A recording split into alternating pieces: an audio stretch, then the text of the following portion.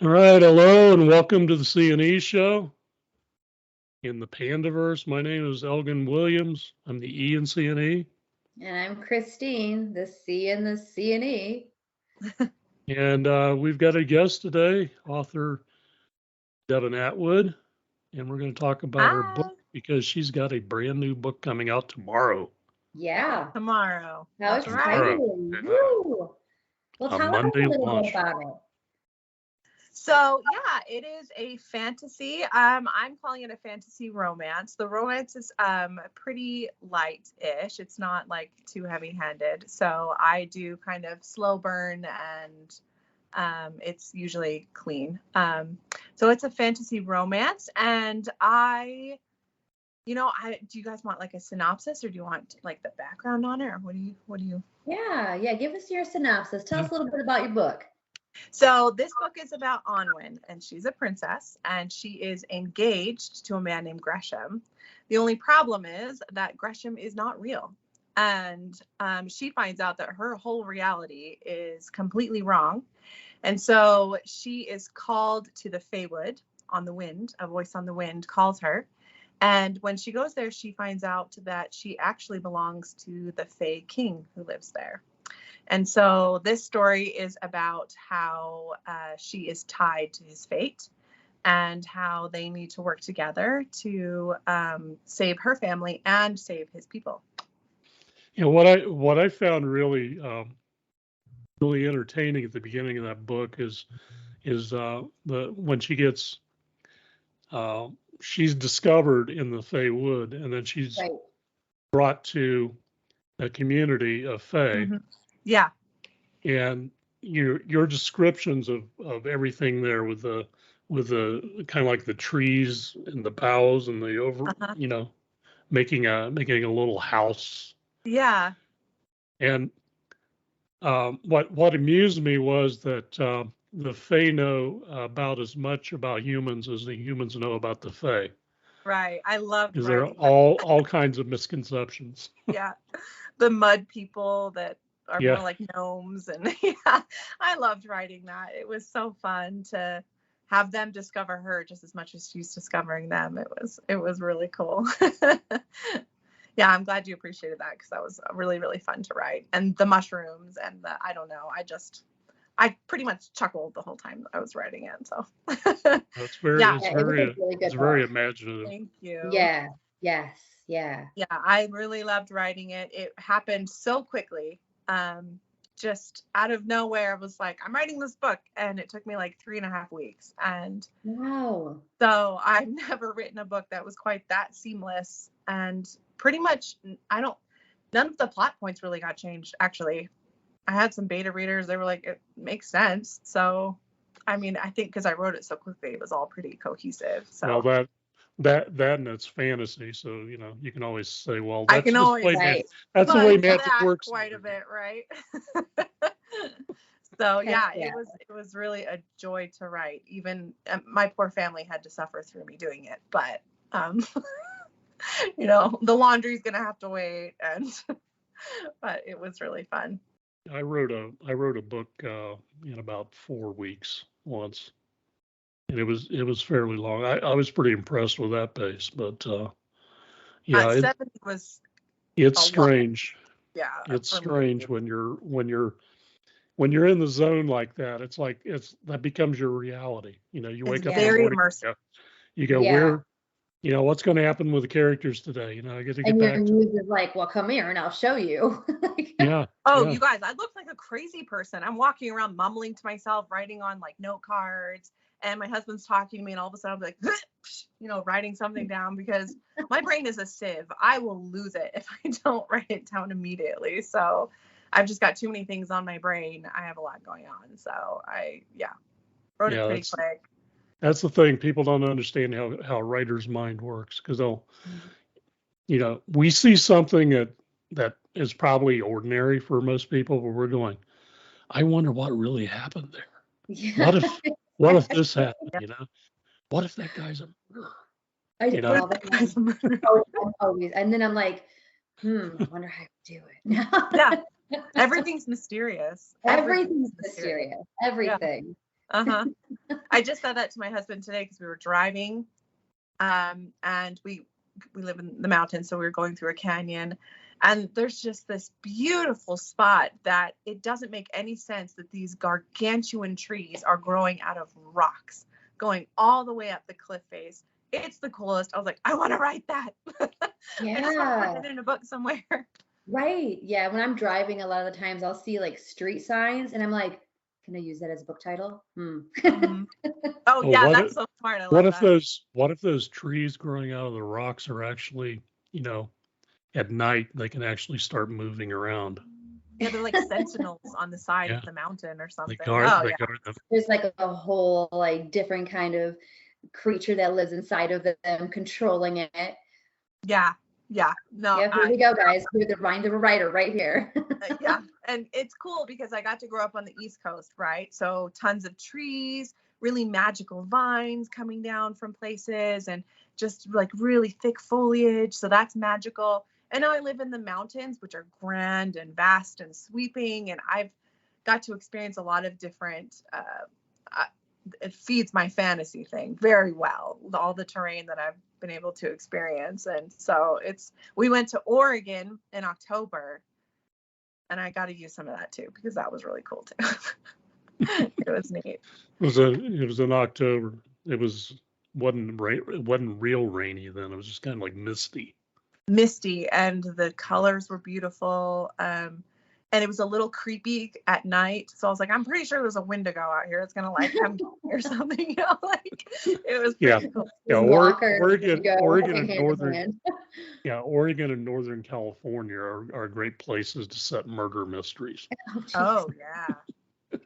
Everything's murky there. It's very shadowed and mysterious. So, and it's foggy at night because you get sea fog, Yeah.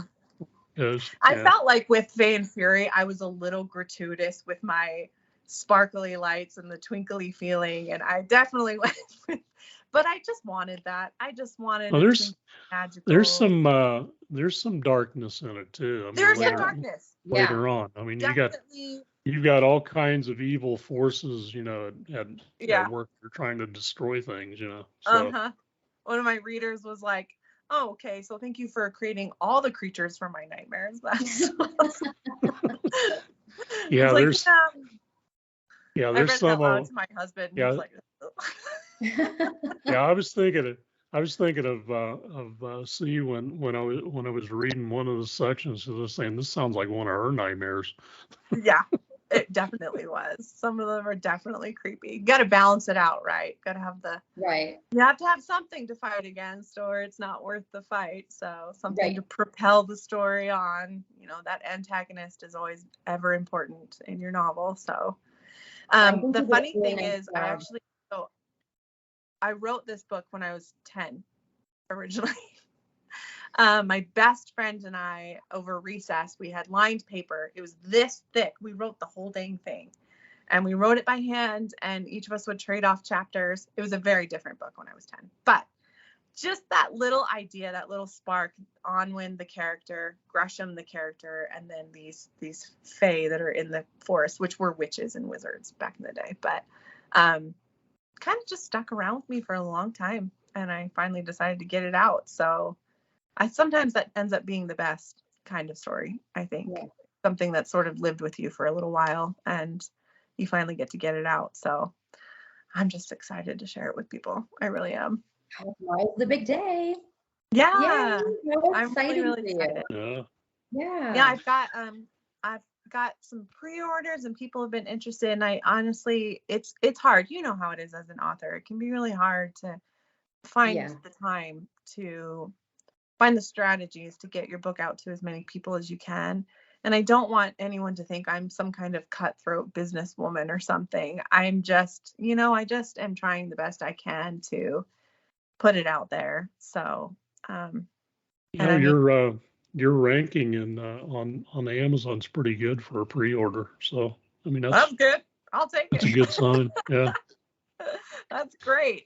There's a lot of fantasy books out there. So yes, it's a ton. There's a ton of them, which personally I'm thankful for as a reader, because I love reading them. So That's fine with Yeah, me. everybody puts a different wrinkle on things. Like They do. Yeah. Everyone has their own spin. I've got some friends that write fantasy books too, and I end up reading their books, and I'm like saying, why didn't I think of that? Or so. I have a love-hate relationship with that. When you read something so brilliant and you're like, that's awesome. Yeah, I have a lot of authors that I've read that I just think that's so clever or so fun, and I appreciate them. There was one time where I read a book that was too close to my book, and I just couldn't finish because I was like, that's frustrating. It's just like mine, and I couldn't do it. I had a book that I started writing when I was in college, and one of my friends, because I told them the basic plot of the book, they called me up and they go, "Have you seen The Matrix?" And I go, "No, I've seen it on ad and everything like that." He goes, "You got to see it because it's like your book." No. And I'm like, no. So I like go in there, and I'm like thinking to myself before I went in there, I told this plot to a lot of people when I was in college. Maybe one of those people, shared it with somebody, or they were one of the writers on this. So I was about 20 minutes into the movie, and I'm going, "Nah, this is nothing like my book." Oh, good. Because I would have been so frustrated. That would have sucked. Oh, man. I mean, I know in fantasy, I can't avoid that we have similarities. And to be fair, a lot of the times we do tend, I don't know, I'm fine with choosing tropes, things that are tried and true that people enjoy. Because my whole goal is just for people to enjoy themselves. That's it. I don't need to be the next escape reality. Yeah. Right. It's for fun. So Your book's a lot of fun. Your book's a Good. good read. I liked it. I enjoyed it. Thank you so much. It was really good. Really Thank good. you. I really Well, appreciate you're gonna that. I'm love glad it. you guys enjoyed it. And So you've I been a writer then since you were a kid. You were trying to write when you were like always 10 years old. always right. I wrote a lot of books when I was younger. They weren't necessarily good, but I wrote a lot of them. When I was 22, I wrote Lunula. That's the first book that I got published. And actually, I think I wrote it when I was 20 and it got published when I was 22. Wrote that when I was really young at 20, and it did end up getting picked up by a publisher. And that whole experience was a little crazy. It's weird because Faie Fury is technically my fourth novel, but in a lot of way it feels like my first, because my first two books were with a small press publisher, and I don't think they knew what they were doing, and I certainly didn't know what I was doing. And I mean, young college kid, I had no idea what I was doing. So they didn't do great. I mean, they didn't do terrible, I think, but I don't know because I didn't see the sales. I got small royalties, and and then my third book is called K-Love, and I don't know if you guys know what Korean dramas are. My ex-wife is Korean, so I'm familiar with them. So I loved Korean dramas, and I was like, I'm gonna write a book. And so I took all their fun tropes and all the little things that made them unique, and I wrote a book with a co-author who actually is my mom. She's also an author. And it's so cute and so fun. But we published it right when I went through a really sudden divorce. So that didn't work out all that well either. Gonna try again. Fourth time's the charm. And I know a little bit more now. I understand the industry a little bit better, and I feel like I've grown a lot as a writer. Experiences will make you do that. Absolutely. Yeah. They make for good writing fodder. So I just use that, and onward I go, keep trying. So obviously there's a book 2 in the works. Yes. Because of the way this one ended. Yep. There's a lot more left to tell. There should be 3 books in the series. I have them pretty well planned out. The second one's not being as written as quickly as the first one, but to be fair, I'm focusing on publishing the first one at the same time. So right. And it's hard. Yeah, it's hard. It's a hard thing to play. Yeah, it's quite a lot. So I've got kids and my master's program and, just a lot going on. So doing the best I can to get this one out there. And the second one's coming along pretty good. I'm taking my time with it because there are some pretty important elements. If the first book is setting the stage a little with the characters and their relationships, then in the second one, here's how it all goes wrong. So you have to use a delicate hand with that, I think. So So who are your favorite authors? okay, so I have a favorite series, which makes him my favorite author, but I do have a lot of other authors that I currently read more. My favorite series is the Prydain Chronicles. I don't know if you've heard of them, but the Disney movie The Black Cauldron was based off of them. I love that. I just watched that recently with my children. Yes. What a great movie. It's a fun movie, but It the is books such a, are oh my gosh, yes. out of this world good. Yes. So Lloyd Alexander, I consider to be just a fantasy master. He did such a good job. I read those growing up as a child, and they, to this day, sort of drive the way that I write my fantasy novels, which is, here's the dark, here's the light, the good and the evil. I just tend to take that tone that he set, and I love his books. So that was, man, yeah. yeah, really, I mean, he was amazing. So, but I also really like right now, I like, she's an indie author, to Sonia Odette. She writes fantasy romance novels, and she does such a good job. I love reading her books, and I love that she's indie, and I look at her and I'm like, you are awesome. These are amazing. So, to Sonia Odette's really fun. Deanne Gist has always been, she's a romance author. I've always loved her stuff. I really do like novels that uplift and sort of inspire. I know a lot of people turn to literature to process real emotions and to grab onto difficult concepts and to open their minds to other realities.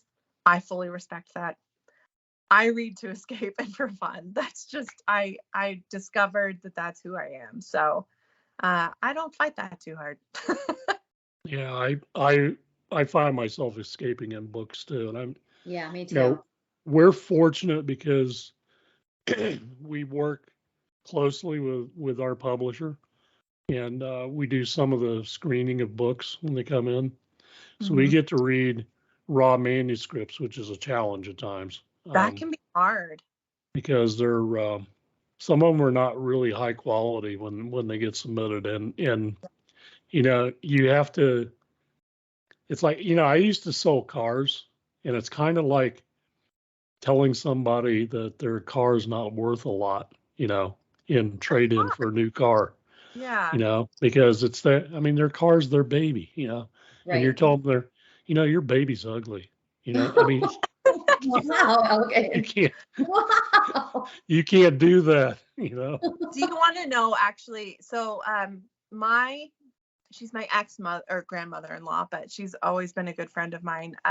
She knew Madeline L'Engle, the writer of A Wrinkle in Time. Yeah. And she actually took classes with Madeline. So she's also an author. I'm surrounded by them. I don't know if they're everywhere. That's not a bad thing. Yeah.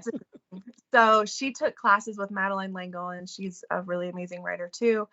And one of my favorite things is she said, you know what Madeline said about writing? She was like, just encourage them. Just encourage them to keep going and to keep getting better. And she's like, if they really need somebody to tear into their work, that's fine. You can send them to an editor. They can work on their craft. But she's like, in my class, we're just going to uplift you. We're going to tell you what's good, and we're going to tell you what to focus on that is already good, and watch them go. And I just thought that was cool. That's beautiful. She was obviously a really wonderful person. I didn't know her personally, but I just thought that advice was so good. But as a publisher, you probably don't get that luxury. So that can be really hard. Not always. No, but we don't have the final say on a book. We just, we say this is an interesting plot. It could be developed, or this book's in really good shape, and then we pass it along. The publisher is the one that decides whether they're going to buy a book or not. So that's a cool opportunity, though. I mean, to get to look at something, and And often it will evolve even after you've first seen it, and turns into something really cool. And that's a neat process. I really like that. Like I said, I know a lot of authors, so I have been, hands deep in quite a few manuscripts and seen them sort of evolve into really cool things. And I love the writing process. It is just so cool. It is. It really is. It's one of the best things I feel like in the world. I agree. I mean, I wish I was a really good artist, that I could paint as well as my mind wants me to.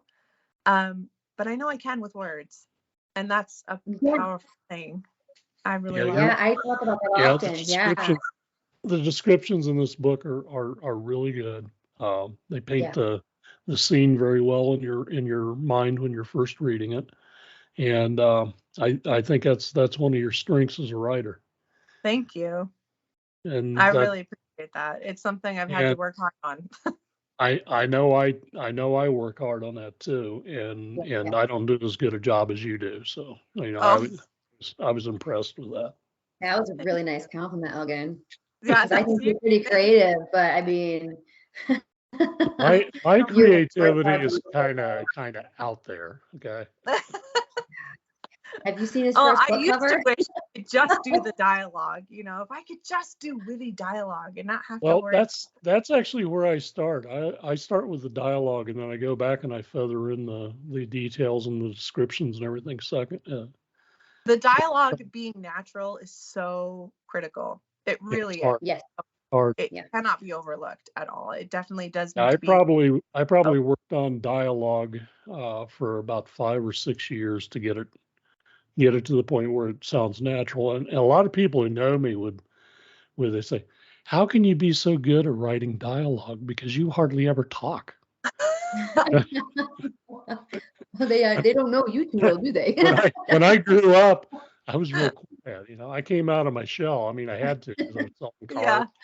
I worked in retail for most of my life, but there's a lot of components to writing that you don't realize you're juggling until one of them falling the other apart. thing is you're sitting back and observing other people all the time. I mean, you'll be sitting in a restaurant and you're not having a conversation with whoever you're having dinner with. You're listening to the conversations going around you, and you're only getting pieces of the conversation. So you're like saying, "What the hell are they talking about?" And yes, you're studying their facial features because you put them into a character. It's rude to be eavesdropping, but man, it is so good. You're getting the natural dialogue there. There's nothing better than real people and writing them into your books. It's just too much fun. I've got this character in mind and I don't even know where to put them, he or she, whoever they are, but they're definitely going to be that person that interrupts you every 3 seconds and tries to finish your thought. Those type of people just crack me up. And I just wanted to put them in one of my books, So you're putting me in the book. No. I'm putting myself in the book. I do it all the time. Especially with being wordy, and if someone is struggling to get the word out, and you're like, I know what you're trying to say. Yeah, you see, writers are like, they always want to advance the plot. Even when it's the real world and you're having conversations with people, and you're like, and you're going off on a completely different tangent than what they're talking about. Yeah. And at some point they'll just sit back and they'll go, "Wow, how did you get that from what I was talking about?" Yeah, I've got half my brain in reality and the other half is in Iron Veil. So yeah, it is how it is. Yeah, but it's good because I think it helps us to see the world differently. So those perspectives are always important. And we all need to see the world differently. We need to change it. Yeah. Beauty of writing. Yeah. Only ways to do it is to get it out there.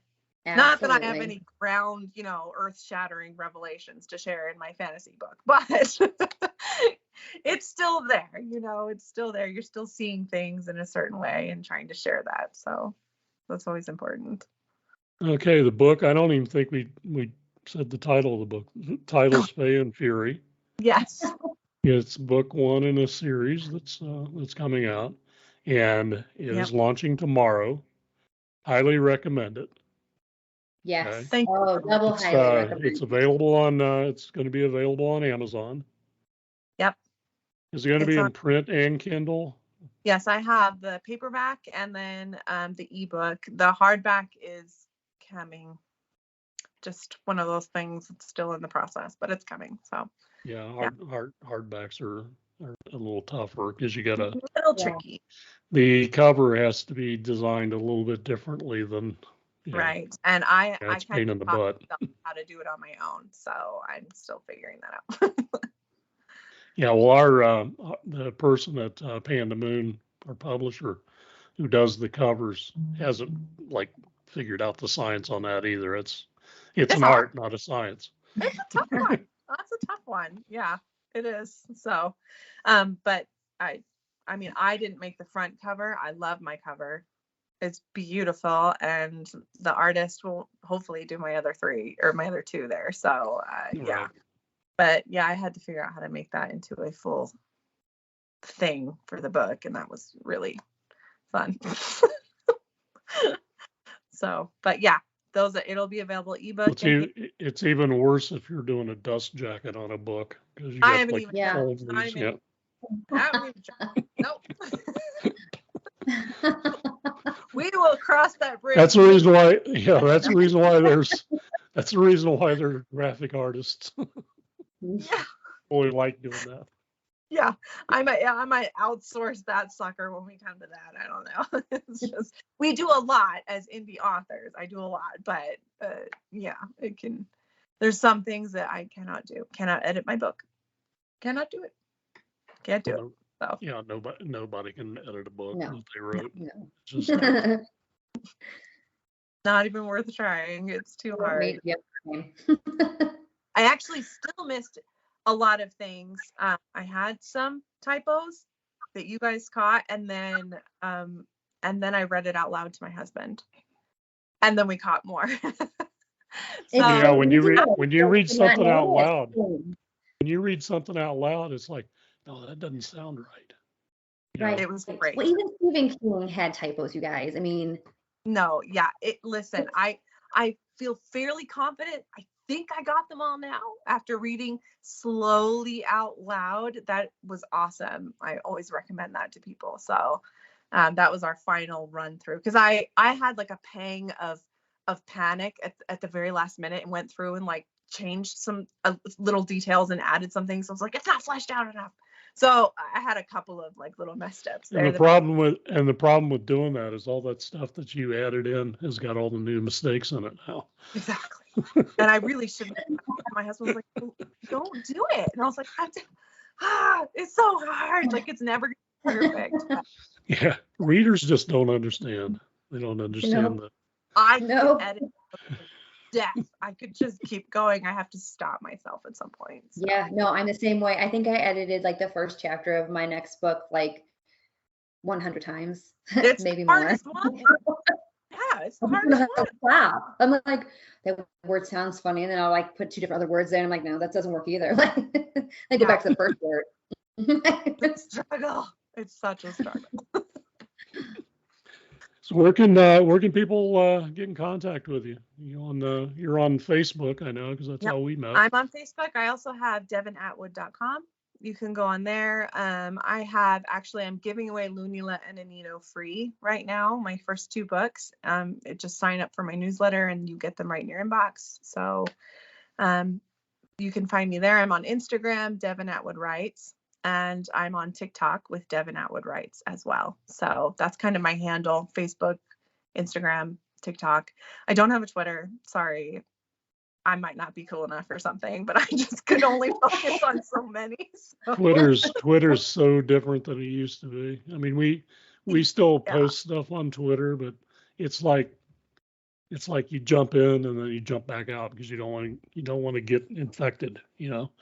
Yeah, no, it's a little. I looked at it for a second and I was like, I'm just gonna focus on the other ones. I actually have met a ton of readers on TikTok. Yeah. And I love making videos and interacting with Book Talk. So that's kind of been, I'm the most active there, but I'm active on all my other platforms too. So yeah, you can find me there. All right. Well, it's been a joy talking to you. Absolutely. I've had a lot of fun. We'll have to have you back for the next book. Yes. Please Absolutely. come back. Oh my goodness, your book is so good. Thank you so much, you guys. That was so sweet. It was great to be here. And yeah, I'd love to come back. Good. All right. All right. All right. Well, you take Bye-bye. care. Thank you. See you guys. Bye. Bye.